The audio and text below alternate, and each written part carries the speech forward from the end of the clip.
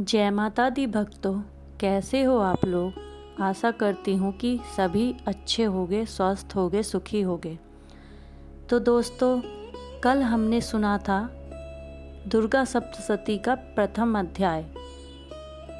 आज माता रानी का दूसरा दिन है, तो आज हम दुर्गा सप्तशती का दूसरा अध्याय सुनते हैं। गौर से सुनना। महर्षि मेधा बोले, प्राचीन काल में देवताओं और असुरों में पूरे 100 वर्षों तक घोर युद्ध हुआ था और देवराज इंद्र देवताओं के नायक थे। इस युद्ध में देवताओं की सेना परास्त हो गई थी और इस प्रकार संपूर्ण देवताओं को जीत महिषासुर इंद्र बन बैठा था। युद्ध के पश्चात हारे हुए देवता प्रजापति श्री ब्रह्मा को साथ लेकर उस स्थान पर पहुँचे जहाँ पर भगवान शंकर विराजमान थे। देवताओं ने अपनी हार का सारा वृत्तांत भगवान श्री विष्णु और शंकर जी से कह सुनाया। वह कहने लगे, हे प्रभु, महिषासुर सूर्य, चंद्रमा, इंद्र, अग्नि, वायु, यम, वरुण तथा अन्य देवताओं के साथ मिलकर सबके अधिकार छीनकर सबका अधिष्ठाता स्वयं बन बैठा है। उसने समस्त देवताओं को स्वर्ग से निकाल दिया है। वह मनुष्यों की तरह पृथ्वी पर विचर रहे हैं। दैत्यों की सारी करतूत हमने आपको सुना दी है और आपकी शरण में इसलिए आए हैं कि आप उनके वध का कोई उपाय सोचें।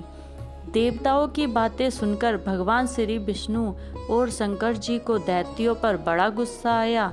उनकी भौहें तन गईं और आंखें लाल हो गईं। गुस्से में भरे हुए भगवान विष्णु के मुख से बड़ा भारी तेज निकला और उसी प्रकार का तेज भगवान शंकर, ब्रह्मा और इंद्र आदि देवताओं के मुख से प्रकट हुआ। फिर वह सारा तेज एक में मिल गया और तेज का पुंज वह ऐसे दिखता था जैसे कि ज्वाल्यमान पर्वत हो।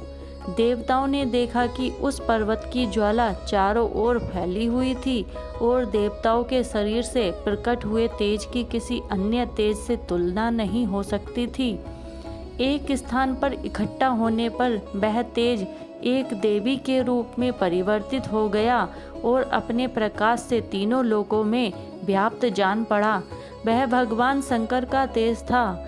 उससे देवी का मुख प्रकट हुआ। यमराज के तेज से उसके सिर के बाल घने, भगवान श्री विष्णु के तेज से उसकी भुजाएं बनी, चंद्रमा के तेज से दोनों स्तन और इंद्र के तेज से जंघा तथा पिंडली बनी और पृथ्वी के तेज से नितंब भाग बना।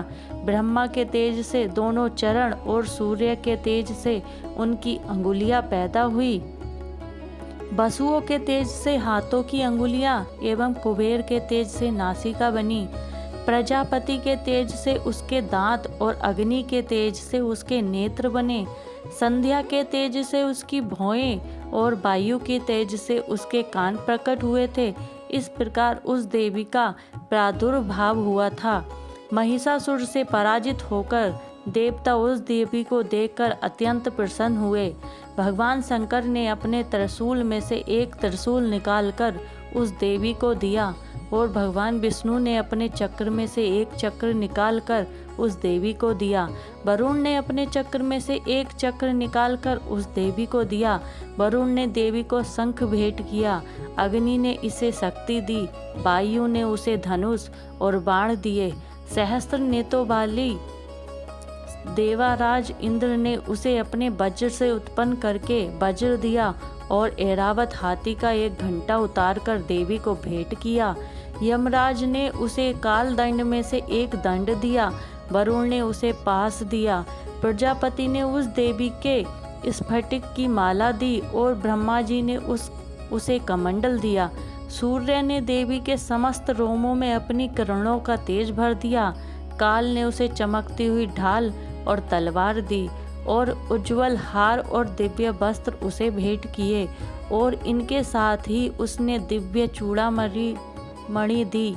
2 कुंडल, कंकड़, उज्जवल अर्धचंद्र, बाहों के लिए बाजूबंद, चरणों के लिए नूपुर, गले के लिए सुंदर हंसली, और अंगुलियों के लिए रत्नों की बनी हुई अंगूठियां उसे दी।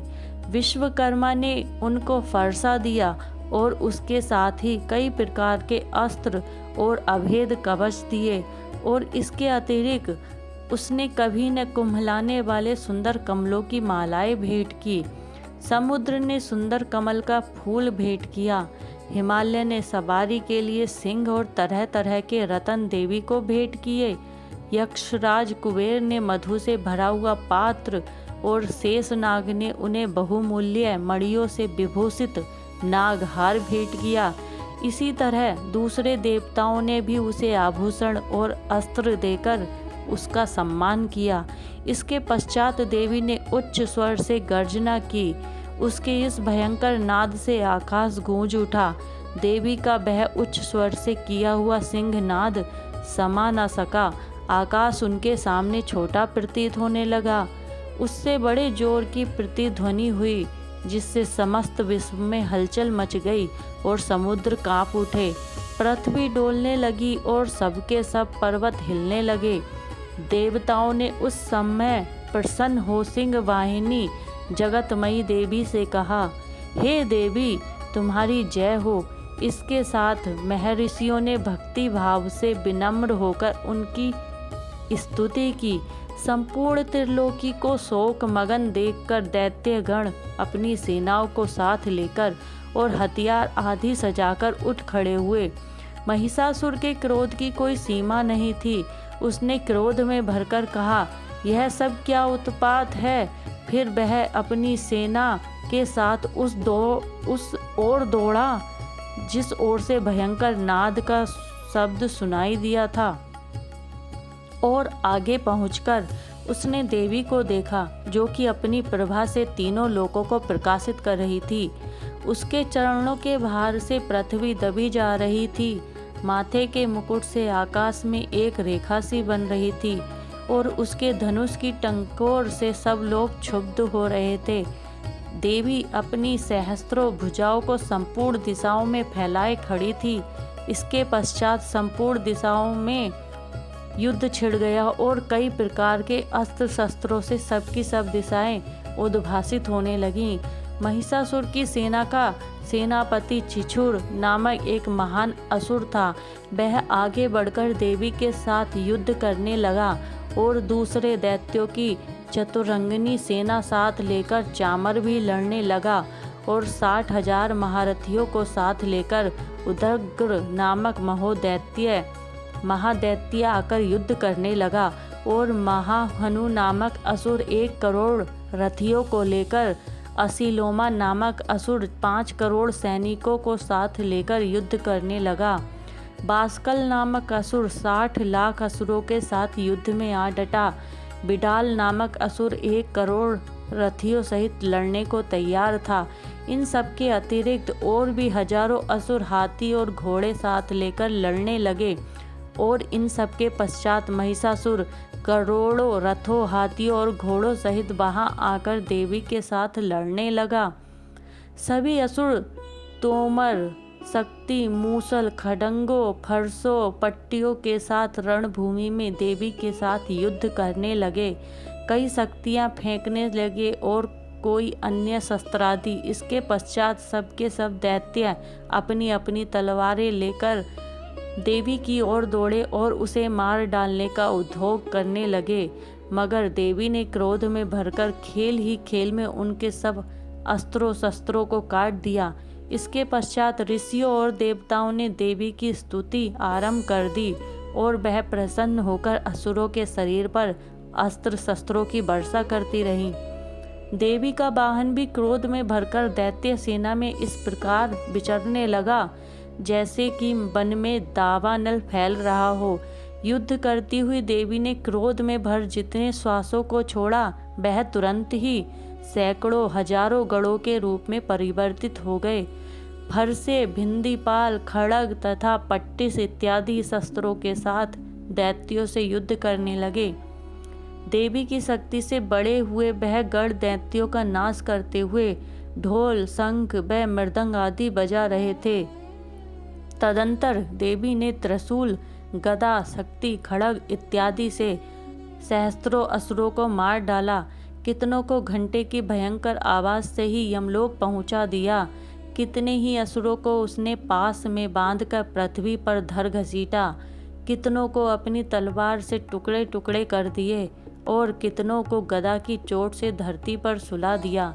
कई दैत्य मूसल की मार से घायल होकर रक्त बमन करने लगे और कई सूल से छाती फट जाने के कारण पृथ्वी पर लेट गए और कितनों की बाढ़ के कंटार से कमर टूट गई। देवताओं को पीड़ा देने वाले दैत्य कट कट कर मरने लगे, कितनों की बाहें अलग हो गईं, कितनों की ग्रीवाएं कट गईं, कितनों के सिर कटकर दूर भूमि पर लुढ़क गए, कितनों के शरीर बीच में से कट गए और कितनों की जंघाएं कट गई और वह पृथ्वी पर गिर पड़े। कितने ही सिरों व पैरों के कटने पर भी भूमि पर से उठ खड़े हुए और शस्त्र हाथ में लेकर देवी से लड़ने लगे और कई दैत्यगण भूमि में बाजों की ध्वनि के साथ नाच रहे थे। कई असुर जिनके सिर कट चुके थे बिना सिर के धड़ से ही हाथ में शस्त्र लिए हुए लड़ रहे थे। दैत्य रह रहकर ठहरो ठहरो कहते हुए देवी को युद्ध के लिए ललकार रहे थे। जहाँ पर यह घोर संग्राम हुआ था वहाँ की भूमि रथ, हाथी, घोड़े और असुरों की लाशों से भर गई थी और असुर सेना के बीच में रक्तपात होने के कारण रुधिर की नदियाँ बह रही थीं और इस तरह देवी ने असुरों की विशाल सेना को क्षण भर में इस तरह से नष्ट कर डाला जैसे तृणकाष्ठ के बड़े समूह को अग्नि नष्ट कर डालती है। और देवी का सिंह भी गर्दन के बालों को हिलाता हुआ और बड़ा शब्द करता हुआ असुरों के शरीर से मानो उनके प्राणों को ढूंढ रहा था। वहाँ देवी के गणों ने जब दैत्यों के साथ युद्ध किया तो देवताओं ने प्रसन्न होकर आकाश से उन पर पुष्प वर्षा की। तो भक्तों, इसी के साथ हमारा दुर्गा सप्तशती का दूसरा अध्याय समाप्त होता है। जय माता दी, जय माता दी।